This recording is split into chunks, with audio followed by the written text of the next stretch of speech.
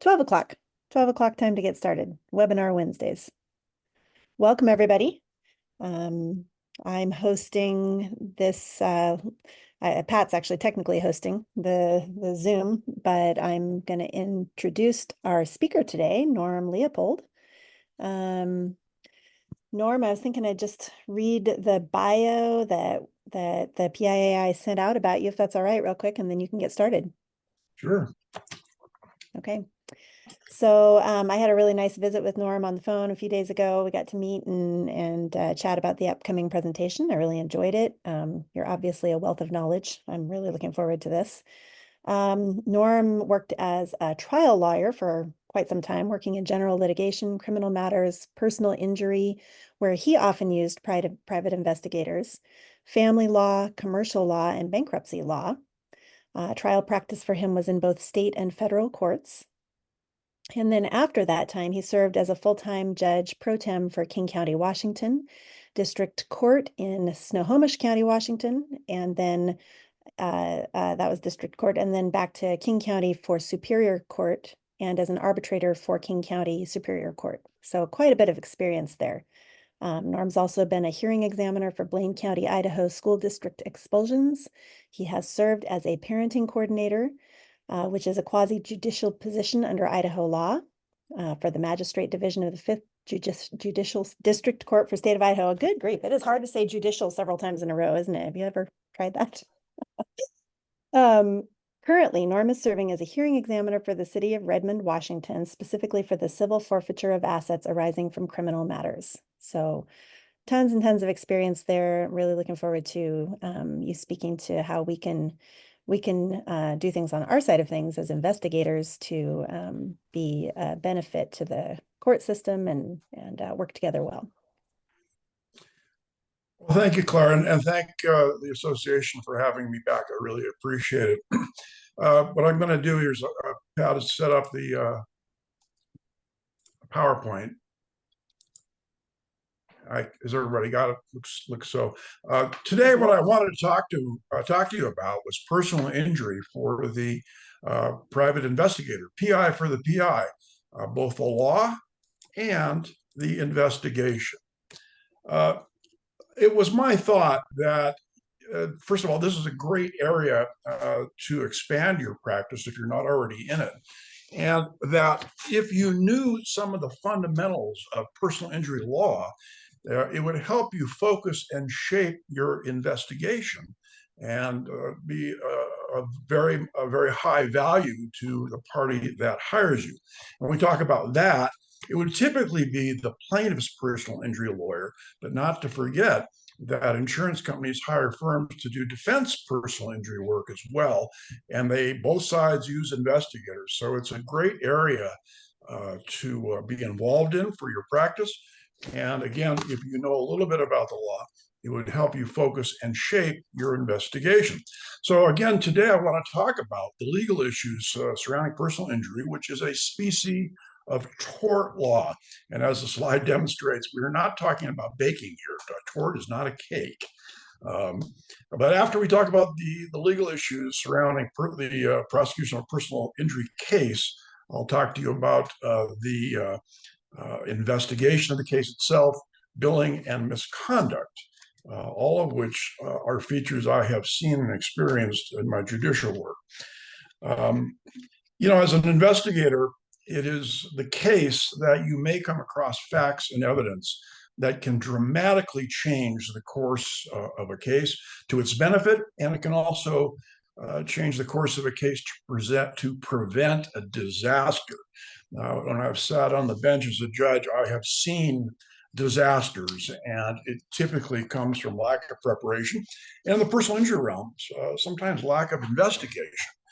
So these are, in my view, very important areas. You don't need to be a lawyer here to understand the law, but I think, again, it's instructive to know where the law needs to go so that your investigation can pick up those points. So the question is then, what is a personal injury and what is a tort? Now, what we're focusing again on today is personal injury law, which generally speaking involves claims for money when a person is physically injured through the negligence or recklessness of another person or entity. Now, there are many, many types of torts, such as property damage, conversion, which is civil theft, product liability cases, generally instances where there are wrongful acts or harmful behavior. They may not be specifically personal injury, but there may be damages arising from that behavior. Even in the personal injury realm, there are many, many different flavors. But the general law here is going to be the same. It is physical injury due to the negligence or recklessness of another person or entity. This is not a criminal matter. These are civil matters. But as we're going to talk about in just a moment, if you determine you have seen criminality on behalf of the at-fault party, it can raise the value of the case. And we'll talk about how you get there in just a moment. So the basic rule is that negligence on the part of the at-fault party is necessary to be proved by the injured party or claimant. Now, the at-fault party is oftentimes referred to as the tortfeasor, and that is not a pastry chef. That is the at-fault party. Negligence against the at-fault party or tortfeasor has to be proven. And only then can you direct your case to prove monetary damages. But without a showing of negligence, you don't even get to the monetary damage. There is no recovery. So the question is, what is negligence? And this is what the slide is demonstrating here. Negligence is the failure to use ordinary care in the management of one's property or person. The words ordinary care can mean the care that a reasonably careful person would use under circumstances similar to that shown by the evidence. Now, negligence can consist of the failure to do something which a reasonably careful person would do, or the failure to do something which a reasonably careful person would do under similar circumstances shown by the evidence. This has also been described as a duty of care, and the breach of that duty and a causal connection to the injuries that are being claimed. Now, is there a ton of ambiguity inherent in the definition of negligence? The answer is both yes and no. For example, where there's very little ambiguity, a trailing motorist has the obligation under the law or the duty of care to avoid the motorist in front of him or her. And the failure to abide by that is negligence if it results in a rear-end collision. But the ambiguity pops up if the driver in front engages in deceptive acts, causing the rear-end collision. So negligence can be clear and it can be foggy, but that's where the investigation really can make a difference in a case. When there is ambiguity, it is oftentimes a battle of the experts in the courtroom, and it can devolve into a battle, and it can confuse juries. And it's the problem is there are no absolutes, and you need to limit the number of gray areas when you get to court. That's for sure. There's also a species of negligence called negligence per se, and that basically in Idaho and every other state, it is well established that statutes and administrative regulations can define the applicable standard of care owed by one party to another, and that the violations of those statutory or administrative standards of care may constitute negligence per se. You still have to prove it, but the standard of care, the duty of care, is defined in the statute or the regulation. Now, the burden of proof is a civil burden, as I indicated, and negligence is subject to that civil burden, and it has to be proved by the claimant or the plaintiff, the injured party. The plaintiff has the burden of proof. The defense in a personal injury case simply has no burden of proof and doesn't really have to do anything. The oars have to be stroked by the injured party or the plaintiffs. Now, lots of these cases never get to court. When I talk about courtroom battles, it's 6-7% of all cases that are brought. It's a very low percentage. But the truth of the matter is, even in a case that is not headed to the courtroom, or at least at that point in time, is not headed to the courtroom, most plaintiffs' personal injuries lawyers will spend a great deal of time preparing settlement packages, a principal section of which is the demonstration of negligence. So, in court or out of court, the plaintiff's personal injury lawyers are going to be trying to demonstrate negligence to the degree that the defendant or the insurance defense would understand that there is a risk in front of a jury.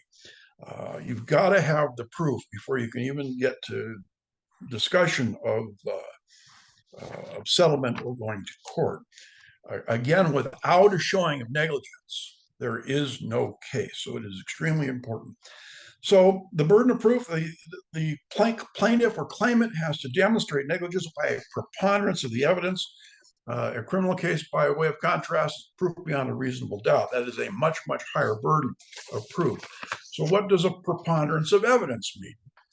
The plaintiff or claimant has to demonstrate that the proposition being proposed to either the judge or the jury is more probably true than not true. And again, a criminal case, it is much, much higher. That is a proof beyond a reasonable doubt. So it is a not as difficult a proof as criminal cases by a long shot. The judge or the Norm, jury has. Sure, go can I ahead. interrupt you just for a second? This is Yeah. great. It's like drinking from a fire hose for some of us probably. I forgot to say at the outset that I think we'd already discussed you want to take questions after. So I'd like to just let everybody out there know if you have a question, go ahead and put it in the chat and I will be watching that. And I'll just make sure that if Norm has time for questions, that he gets that question at that time. Otherwise, I think we just listen fast. So there's a lot here. Okay. Thank you. We're unpacking a lot. There's no question about that, Claire, and I'm sorry for that. But in the time allotted, there is a lot to go through. And as an investigator, it's not just a matter of going out and checking out the skid marks. There's a lot of different things that have to be considered. These are things that when you're in the field uncovering facts are going to be necessary for the plaintiff's lawyer or the defense lawyer to get a handle on, to determine whether or not there's negligence, whether it can be proved, and to what degree it can be proved. So it is true both, again, as I said, in the pretrial realm and in the courtroom litigation trial realm. So how do you prove negligence? That's really the hardest part. Now, many cases can be proven by direct evidence, is what people saw, what they heard, not counting inadmissible hearsay, of course, but pictures, doctor's testimony, expert testimony, charts, diagrams, animation, testimony or statements by family members. That is direct evidence, what people saw and heard and experienced. But you may not know, and this is really important for investigative purposes, what you may not know is cases don't need to be proved by direct evidence at all. Cases can be proved in their entirety by circumstantial evidence. You may be surprised to learn that circumstantial evidence carries precisely the same weight as direct evidence. So circumstantial evidence is an indirect evidence, unlike the direct evidence we just spoke about. Types of circumstantial evidence. Internet search histories. Well, it doesn't prove that a personal injury occurred, but the tortfeasor or the person claimed to be at fault may have been researching. It is indirectly a part of the case. But from an advocate's standpoint, it is very persuasive. So again, when you're doing your investigation, circumstantial evidence has exactly the same importance as direct evidence. I mentioned internet search activities, texts, emails, these are evidence. Trace evidence, activity patterns. You just keep your ear to the ground. It may not look like it's directly connected, but it may be worth putting in your report. It may be circumstantial. And when you build a mountain out of circumstantial evidence, sometimes it is extremely compelling. So don't overlook the little things that may not jump out at you, but just you have a feeling they're part of your case. So again, circumstantial evidence and direct evidence are carry exactly the same weight. The slide I have on the screen is a screen print from the Idaho jury instructions, which numbers of years ago were codified so that in each case with similar types of legal issues, the jury would be instructed in the same fashion. And as you can see, it says, though, that in the second paragraph, the law makes no distinction between direct and circumstantial evidence. Each is accepted as a reasonable method of proof. The jury is going to be given this instruction. So as an investigator, again, don't overlook the little parts of it. They can be really, really important. So once you demonstrate negligence, either with circumstantial or direct evidence, then we go to the issue of damages, or what is the case worth and how do you get it? So there are three types of damages. There are non-economic damages. I'll discuss those in just a moment. There are economic damages, and there are punitive damages, but on a maybe basis. It is not something that is allowable in every case, even if the fact pattern has bits of outrageousness associated with it. Punitive damages are a very special and precise level of inquiry, which we'll talk about in a second. So three types of damages: non-economic, economic, and punitive. Now, the judge or jury has to decide that negligence is shown. What happened here? 1 second, there we go. So then we talk about damages, non-economic damages. This slide indicates the 5 main non-economic damages that are allowable. That's the nature of the injuries, the physical, mental pain and suffering, both past and future. By the time you get to trial, the injured party may not be fully recovered and may have lifetime physical, mental issues and disabilities. The impairment of abilities to perform usual activities. If you are a tradesman, the ability to work in your trade, to work around the home. If you're a recreationalist, to go skiing, to go bike riding, hiking, camping, fishing. Even your inability to perform sex is an allowable recovery. In order to avoid being written about in the papers every morning, we call that loss of consortium. But if your usual activities are impaired by the injuries, it is part of your non-economic damage recovery. Disfigurement caused by injuries is part of your recovery. And aggravation, any pre-existing condition. If you have a bad back and it gets whacked and it gets worse, that is part of what the court, the judge, or the jury will be looking at in terms of how to award damages. Now, these sorts of damages, non-economic, this is not your out-of-pocket. We'll talk about this in a second. Your non-economic damages are typically proven by the injured party's own testimony, testimony of family members, doctors, and expert witnesses, and including oftentimes vocational experts and mental health people. Yes, there is substantial blue sky in this. You're relying on a lot of subjective testimony. But that is how it works. Non-economic damages can't be measured like a receipt from a hospital can be measured. So this is the 1/3 of the elements, 1/3 of the damages that can be recovered, non-economic. When you go to economic damages, a lot of this is common sense, but it sometimes can be overlooked. So again, here's what we get for economic damage. We get the reasonable value of necessary medical care and expenses incurred. That's your hospital bills. The reasonable value of your lost earnings.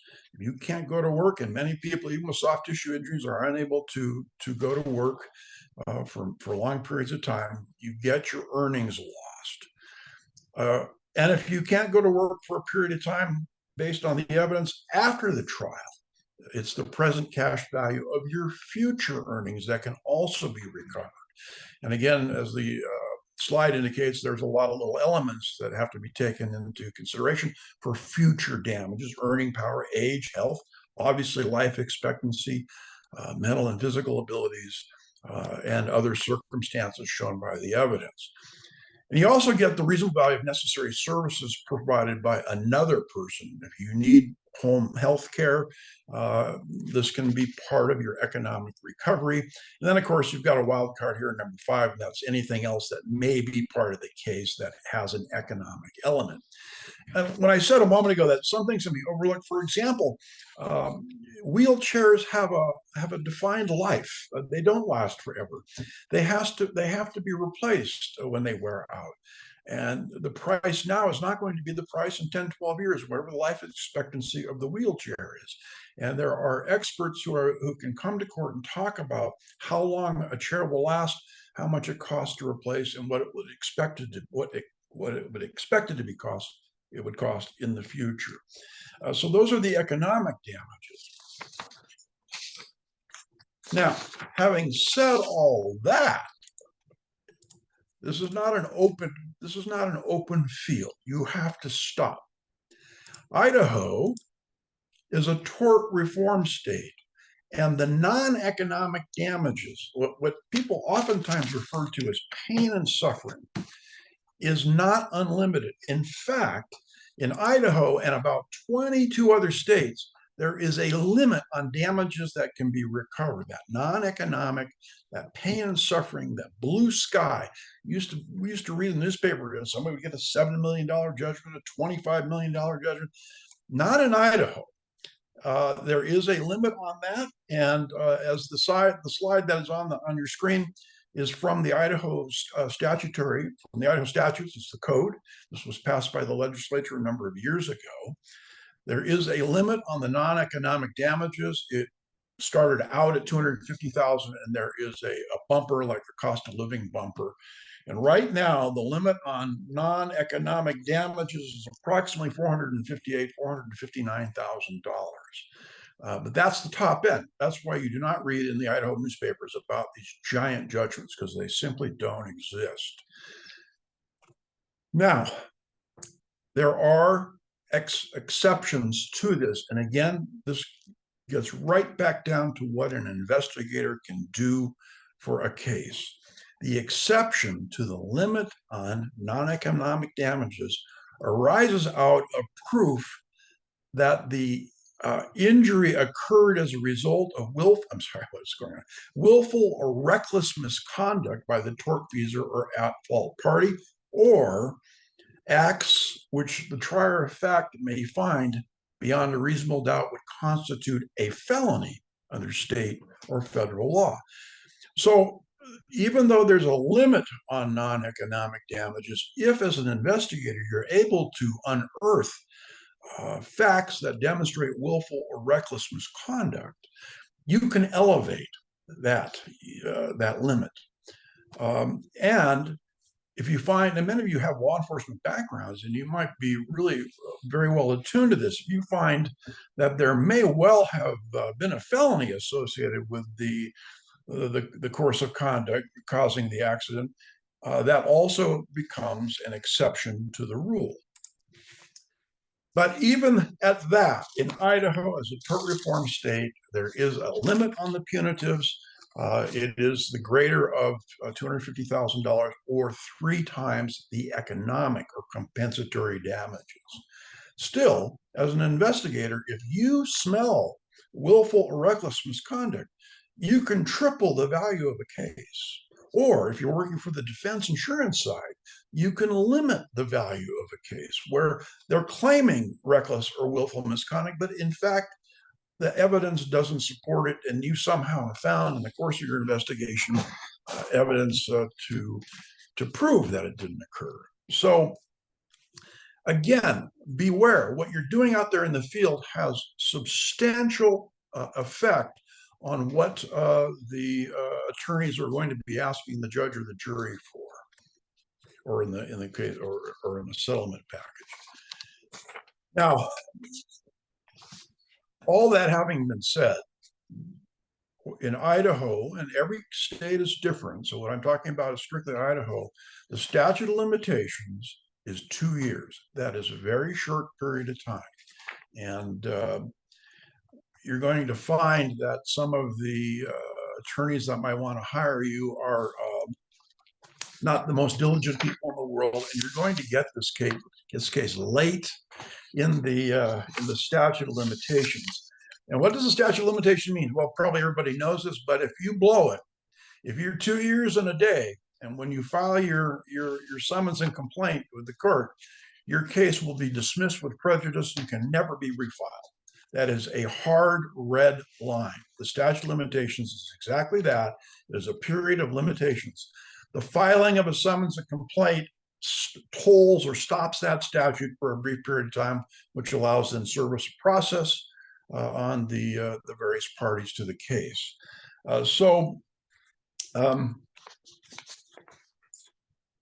When I said you get this late, this could be because the injured party has not been diligent about finding counsel, or the counsel has not been diligent about hiring you.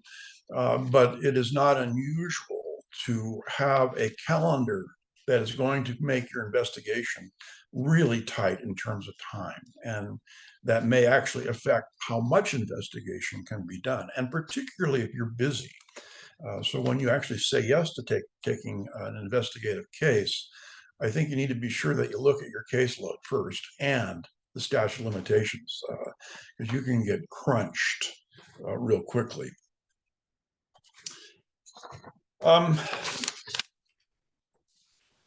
Let's go. There are different statute of limitations for different types of cases. I'm only talking about personal injury cases. Don't presume that this 2-year statute applies to any other type of case.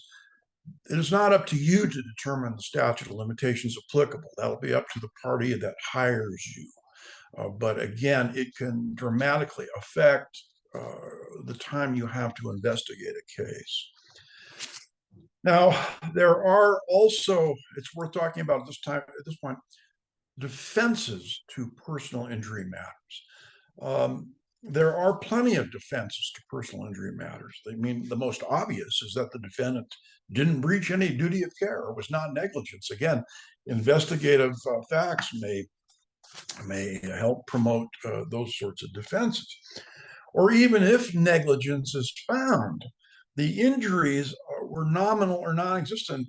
Claire and Pat and I were talking yesterday, and it's a very common matter. Somebody's complaining about a terrible back injury as a result of an automobile accident. They can't go to work. They can't sit in a chair. They can't stand up. They can't do this. They can't do that. But the investigator was on the beach the weekend taking videotape of the injured party playing sand for it, frisbee in the sand with their kids. So, you know, it may be that negligence is clear, but the injuries are nominal or non-existent or are being grossly exaggerated. The same thing is true about the money damage requests. They can be not true or grossly exaggerated. A lot of lawyers in front of a jury will ask for 2 or 3 times what they fully expect to get, with the notion that a jury is going to cut them in half or cut them by 2/3 anyway. So it's important that you, again, when you're doing your investigation, you keep your ear to the ground. These little nuggets of facts can make a difference going one way or the other. There is another level of defense as well, and this is what the slide is. It's a contributory negligence. Those of you who've been in the field for some time and with law enforcement backgrounds certainly know this. There's oftentimes not just one party at fault. There can be multiple parties at fault. If there's just 2 parties involved, one person caused the accident, the other person was the injured party, it could possibly be the case that they have each contributed to the negligence. It's called by a lot of different names. Idaho has gone through some changes in recent years. We call it comparative negligence defenses, sometimes called comparative responsibility or contributory negligence. But the bottom line is that where there's evidence to support this, and again, this comes from the investigator oftentimes, the judge or the jury has to assess the degree of fault that each party to the case might have. Maybe the plaintiff was speeding when the defendant ran the red light. That's a simple fact. They could each be comparatively negligent. Uh, Bottom line on comparative negligence, a claimant, the injured party plaintiff has to demonstrate that they are less than 50% at fault. If a judge or a jury finds that the claimant or injured party is more than 50% at fault, there is no recovery, period. So again, your investigation can be brought to bear on how a judge or a jury assesses these percentages of fault. Now, how it works is if the plaintiff is less than 50% at fault and is entitled to recovery, but a judge or a jury determines, for example, in this hypothetical, that the injured party is 20% comparatively at fault, and then finds that the plaintiff's or injured party's damages are $100,000, that is reduced by 20%. So it becomes an $80,000 finding, reflective of the plaintiff's own 20% at fault. So it does make a dollars and cents difference. With a plaintiff's lawyer, it can lower the amount of recovery. For an insurance defense lawyer, it can lower the amount of recovery as well. And you might be looking for facts that suggest there is no comparative fault. So again, the little pieces of this are very important. There is also the case, and this gets complicated, particularly for attorneys, when there are multiple tortfeasors. Now, this again is not a commercial bakery, is when there are multiple people at fault. And that could include, again, contributory fault on behalf of the party that's claiming injuries. If the court finds that all the at-fault parties were acting in concert, they can get a joint and several liability finding where each one is responsible for payment of the whole. And so if some group of the defendants don't have money, but some group do, the judgment can be satisfied from those who have the resources or money. It can also be the case, where the evidence supports it, that the group of defendants are not going to be found to have acted in concert, and that they are going to be found they're going to be found liable at particular percentages. So again, when you are doing your investigation, each person in the case needs to be looked at, because this can have a great effect on the contribution. I hear you say at the very top of the slide, the contribution amongst joint tortfeasors. So don't let the little things go. They're very, very, very important. Now, it is true, beyond discussion, that a private investigator can make or break a case. Again, Pat and Claire and I were talking yesterday. There are plenty of lawyers who confine their practice to only personal injury cases. They have a lot of moving parts to deal with, and oftentimes they have private investigators on staff, or they use one or two people exclusively because they're too busy to do it themselves. And there's a lot of good reasons for doing that. But if you're doing nothing but personal injury cases and you're a very busy lawyer, the private investigator becomes a very important part of the team. And so this is not just a small matter, it's actually a big matter. For those lawyers that have general practices like I had, I used private investigators occasionally. And to be honest with you, now that I've gotten older and perhaps wiser, it was a mistake. I should have used them in every case. But the people who do this exclusively for a living, they use them in virtually every case. It's part of the team, and it's a good part of the team. And there's a couple reasons for this, but one of the reasons is, if you take a look at the slide, court rules govern how cases are handled in court. And Court Rule 11, which exists in some fashion in all 50 states and in a fashion in the federal court system as well, do not permit a lawyer to take the word of his or her client as gospel. The lawyer has to do a reasonable inquiry under the circumstances. There's sometimes you can't avoid it. So under Rule 11, if my client says the other guy was at fault, well, that's not good enough. There has to be facts to support that. And under Rule 11, this is where investigator's uh, uh, findings become very, very important. If you violate Rule 11, the attorney can be subject to court sanctions, which can take the form of monetary sanctions. They can be disqualified from the case, and under the worst circumstances can be disbarred or suspended. So the court rules themselves really demonstrate the value of an investigator on the team, and it's not to forget that. So when we talk about what an investigator does once you've got the case, I mean, there's a lot of things, and this, of course, the 11 bullet points on the slide are only a small part of what you might do, but they're instructive to demonstrate a framework. Based on your prior employment or training, you may have a good understanding of police techniques, forensics, accident reconstruction, interviewing witnesses, assessing evidence.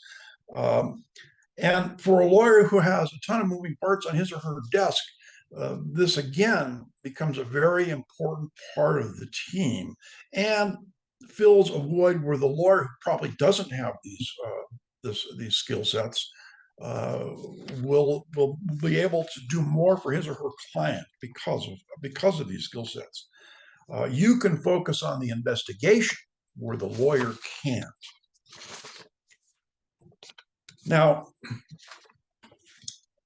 assisting the lawyer in gathering the facts is obviously the important part. Timelines, getting to the incident scene, taking pictures, skid marks. Some of you with law enforcement backgrounds may have accident reconstruction training, and you can learn a lot from the skid marks and then debris field or what have you. You got to get to the cars involved and take pictures, take lots of pictures. Of course, determine the witnesses, interview the witnesses, canvass the area to find other witnesses. Ask the witnesses if they have photos or videos. I mean, everybody's got a phone these days, and it takes lots of pictures. You may be able to do this. Certainly the attorneys can do it, but medical reports, police reports have to be gathered and reviewed. They have to be analyzed. You have to look for inconsistencies. I was 31, 32 years on the bench. I saw tens of thousands of police reports. I never saw one that didn't have a problem. So they need to be reviewed. I'm not saying that's because police officers or investigators or for state police are lazy or bad or anything like that.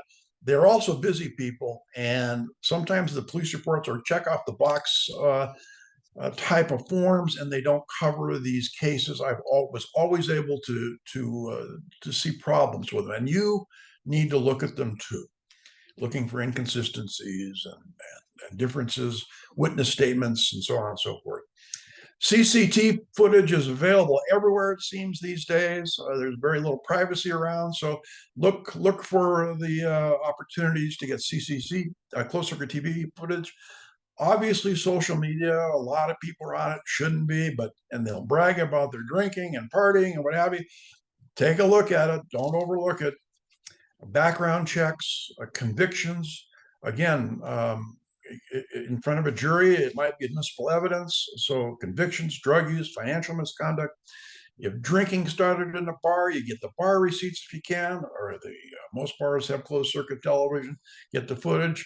Locate assets if you can, or if the scope of your investigation allows you to do that. If somebody has no insurance or a very small policy of insurance, asset location may be very important at the end. I had somebody tell me he had nothing, and we could get a big judgment against him, and it wasn't going to make a difference.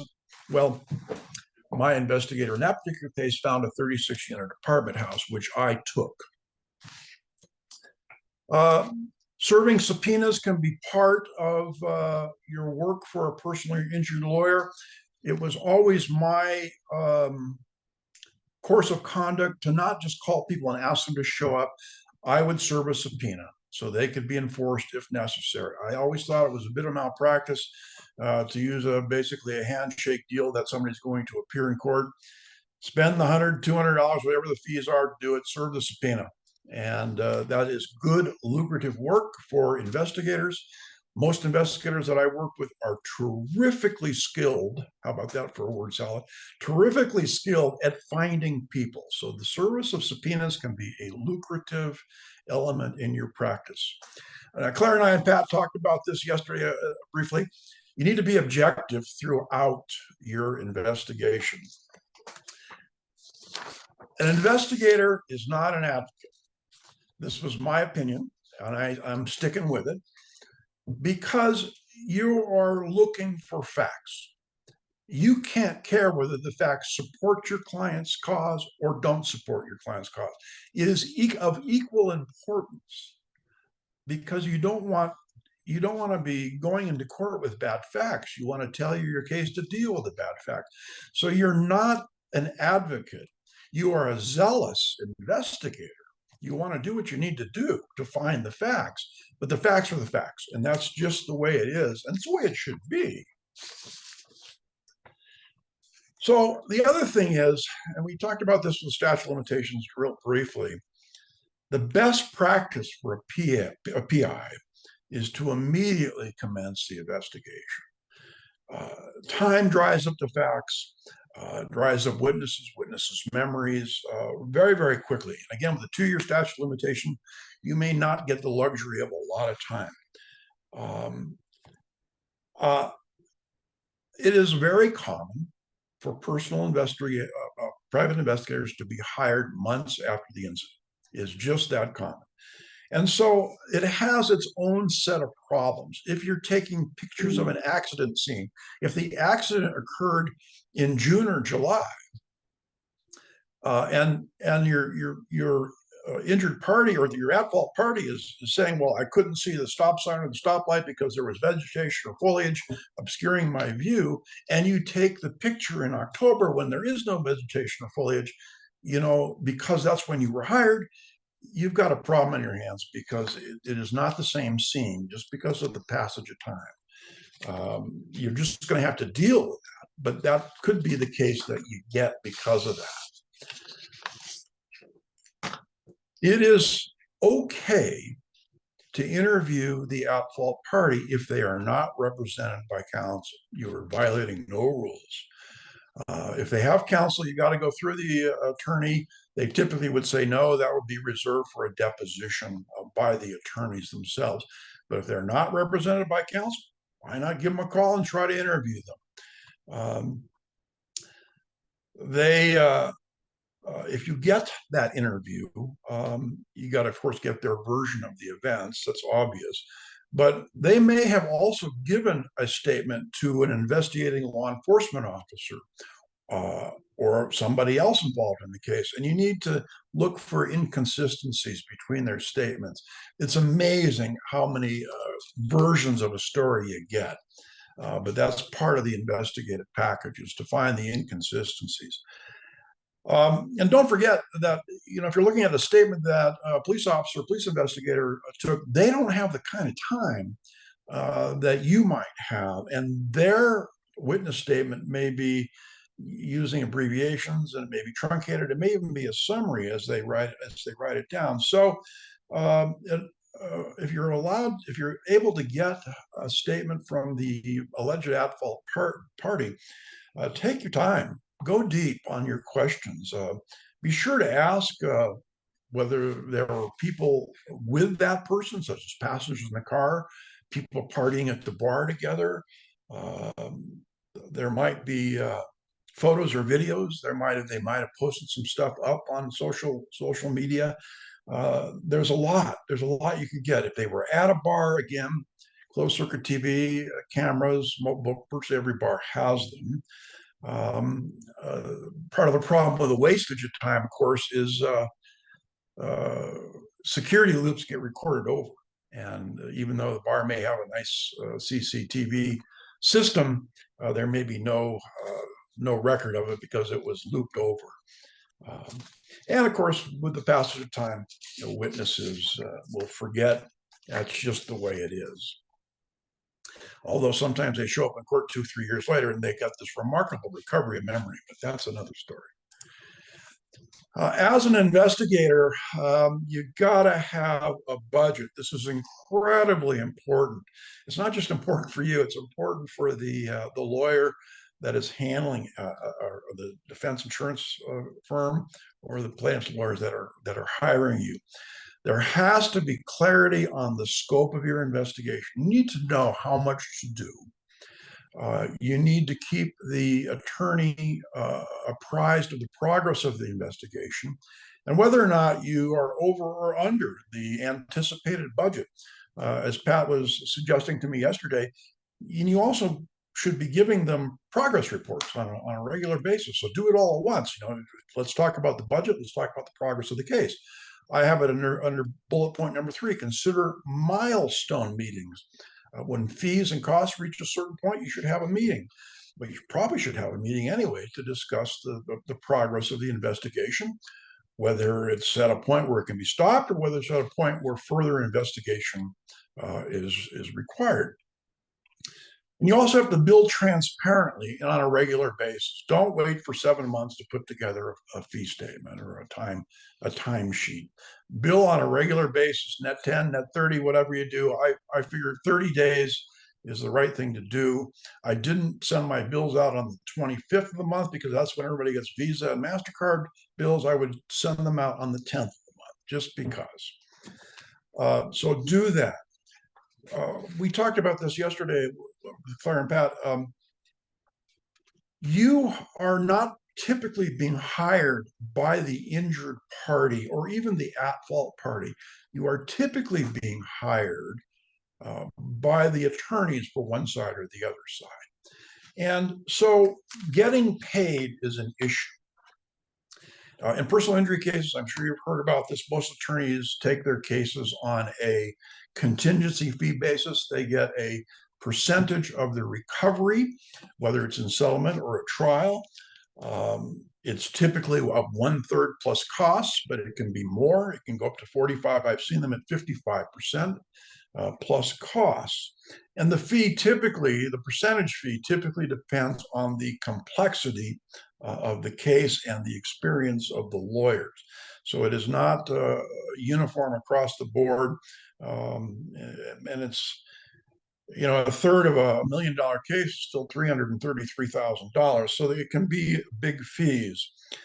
Insurance on behalf of the plaintiff's lawyer, insurance defense lawyers typically are paid by the hour by the insurance carrier and typically have a very large book of business on their plate. And so they're not usually being paid at market hourly rates. They're being paid by the hour, but typically at a discounted rate. And so as a plaintiff's lawyer, when I figured out that this was insurance defense lawyers, which you find out really right at the beginning, I always figured they were going to get 75 to 125 hours in the case just because, if they're billing 75 or $100 an hour as opposed to their regular rate of $400 an hour, they're going to want some time in the case. So I never got too excited at the beginning of a case to talk settlement because everybody has to get their piece of the action. But how does this relate to private investigators? If the plaintiff's lawyers hired you, do not agree to get paid if there's a recovery because they may not get a recovery or they may not get a full recovery. And there are some subrogated amounts that have to be paid out of recovery. You're being hired by the lawyers, bill them every 30 days, get paid. Do not work for free. Do not take a case, in my view, on a contingency basis unless you've got some sort of, excitement about being involved in such a case. You can get hurt if you wait till the end to be paid. A lot of lawyers will ask you to do that. You can make your own decision. I recommend that you not do it. Now, exaggeration, sensitive information. We'll blow through these just a little bit. Go back to exaggeration. Whoops, that didn't work out at all. Don't worry about it. It is the case that plaintiffs' lawyers and their clients, that the clients of plaintiffs' lawyers typically exaggerate their injuries, exaggerate their losses, exaggerate other elements of the case. I always said as a judge, there was a little a little perjury in every case, but actually there's typically a lot of perjury in every case. And so as the investigator, you're doing a service to your client if you discover exaggeration of injuries or money or whatever early. It will shape the case and may even result in an earlier settlement. Or, as I was saying yesterday when we were chatting, it can prevent substantial embarrassment when you're sitting in front of a judge or a jury and you're hearing information about exaggeration and you haven't uncovered that or haven't dealt with it. It can be very, very embarrassing. So when you're investigating, and a lot of you probably understand this intuitively, but be alert for exaggeration. It happens all the time. And if you're smelling it, then we have to assess witness credibility. And your investigation should probably at some level deal with witness credibility. So don't forget those things. Witness may be in the right position to review an incident or observed an incident, but may not have credibility. So it can be troublesome. Now, sensitive information. This should go without saying, but if you uncover sensitive information about the plaintiff, about the defendant, about a witness, be sure to treat it as sensitive, but don't sit on it. Get it to the lawyer or the party that hired you as soon as possible so that you can determine exactly how to handle that, whether further investigation is warranted, or whether you need to uncover other witnesses, or even ask further questions of witnesses you already know about. There is nothing worse, just like exaggeration, there's nothing worse than hearing sensitive information for the first time at trial. Nothing worse. And as a judge, I would sit there, you could read the lawyers' faces when they're hearing stuff for the first time. I know it happened to me a couple of times in trial, and you want to throw up. It's something that needs to be avoided. And as an investigator, it may be sensitive, it may be ugly, it may be a lot of things, but tell the person that hired you, tell them early. Don't let them get deep without knowing that. Another question that comes up is the how to prepare the report. I believe you should be preparing very carefully detailed written reports, witness statements, detail your photography, your accidents, reconstructions, diagrams. Those are all very, very helpful to the lawyers involved on either side. If you have done just investigative work, and it's probably not the case that you're going to be called as a witness, that work product will be not subject to discovery and not subject to being put into evidence at a trial. If, however, you become a witness, and you may become a witness because somebody that you interviewed showed up on the witness stand with a completely different story than they told you. So what that means is that your investigative reports can possibly become evidentiary in nature. So be a pro on your written stuff. Write it up well, write it up completely, put all the details in there. Don't leave out stuff. If you've got stuff that shouldn't be written down, get it to the attorney and talk about it. Leave it in the attorney's hands how they use it. I mean, we've all had stuff that you really don't want to write down, but you know what? It can be found out. And if it's found out in front of a judge or jury, it can destroy a case. So it happens a lot. If you have law enforcement background, you might also be able to analyze the other side's case. That it's an important part of an investigator's duty. Don't forget that. So ask whoever hiring you if you can get the other side's reports, and you can do an analysis of that as well. We talked about serving subpoenas. Again, lucrative work. Don't overlook that. This doesn't happen a lot, but some attorneys will use investigators on appeals of cases. And an appeal could come from either side. The plaintiff doesn't get the judgment they want or doesn't get a judgment at all. The defense gets a judgment that they didn't see coming or was based on what should have been inadmissible evidence, a lot of reasons, and it goes up on appeal.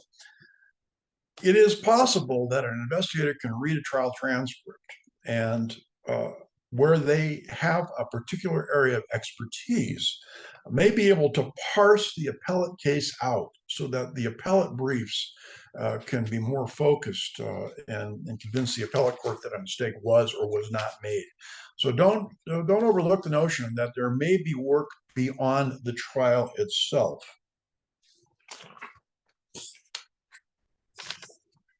Now, I want to talk about misconduct very briefly at the end. This is a complicated issue. There are numerous moving parts, but there are many cases where the misconduct of a private investigator can be imputed to the attorney or attorneys. You can't forget that. It can create liability for you. It can create liability for the attorneys, and you become the attorney's alter ego and an agent of the attorney, making the lawyer ethically responsible for your conduct. This is probably worth an entire seminar, but suffice it to say that when you deal with your investigation, photos on private premises, regulations, privacy, and so on and so forth, you have to abide by the law in every respect to avoid potential liability or the exclusion of relevant evidence at a time of trial. You know, with electronic communications being so prevalent, it would not be beyond the pale to determine that witnesses could be located in many, many different states, and each state is going to have different rules regarding what you can and can't do. Claire's up there in the panhandle somewhere. I mean, she's probably got cases and witnesses where they come from Washington State, they come from Idaho, they come from Montana, but each state has a different set of rules about what you can and can't do in certain areas.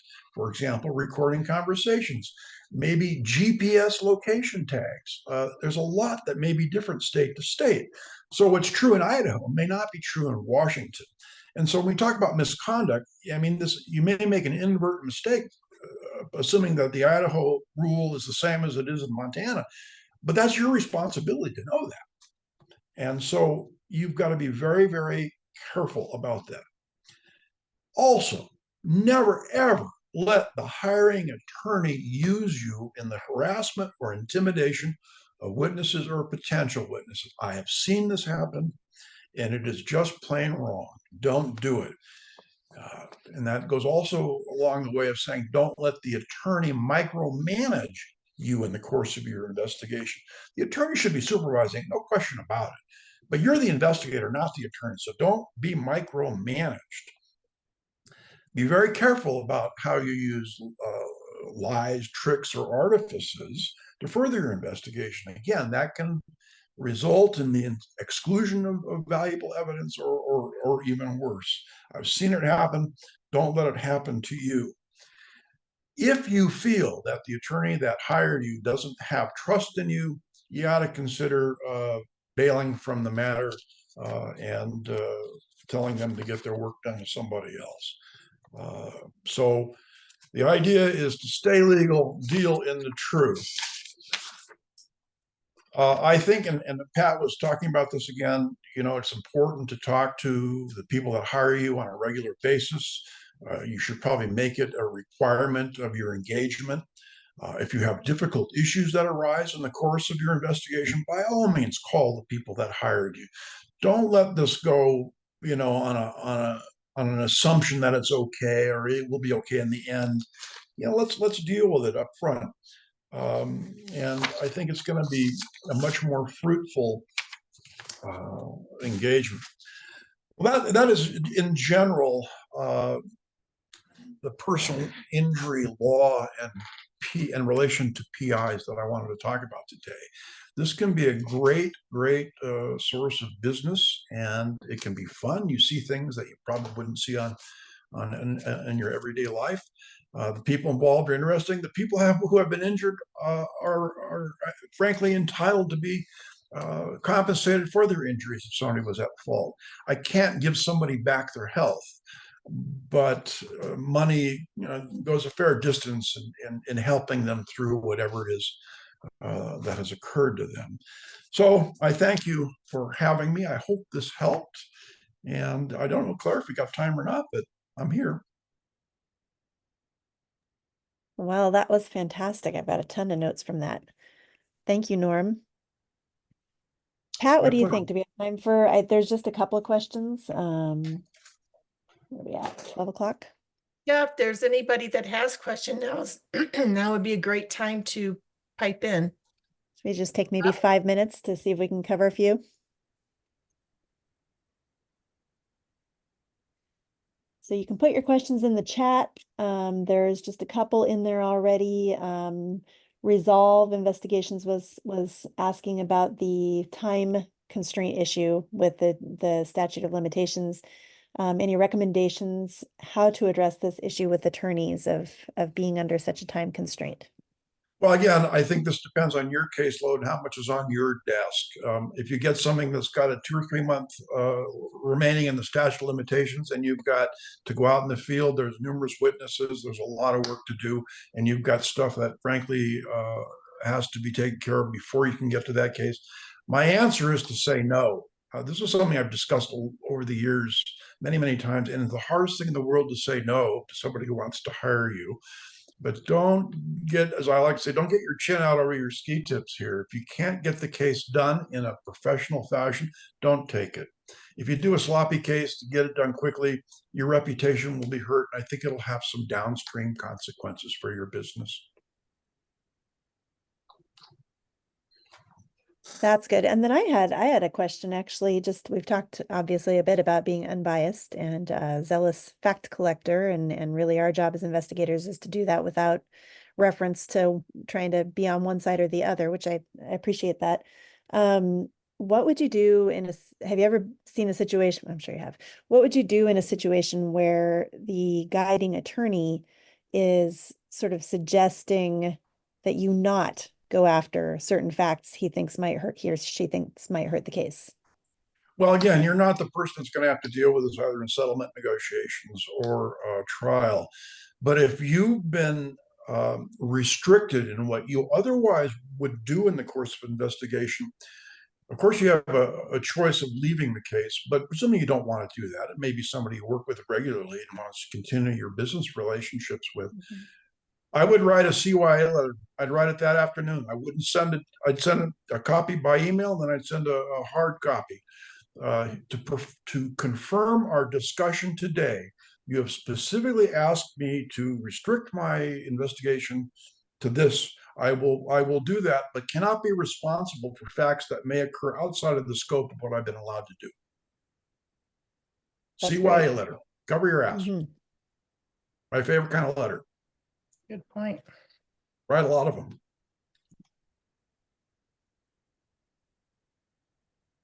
All right, anything else?